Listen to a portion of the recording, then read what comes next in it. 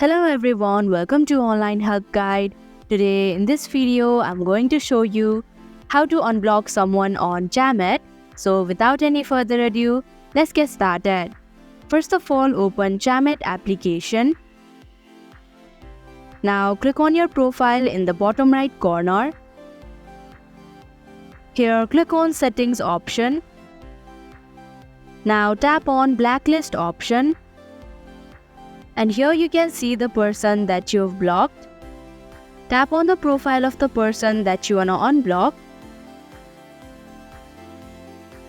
Then click on the 3 horizontal dots in the top right corner and tap on Remove from the Blacklist option. So that is how you can unblock someone on Chamet application. Thank you for watching Online Help Guide. Hope this video was helpful.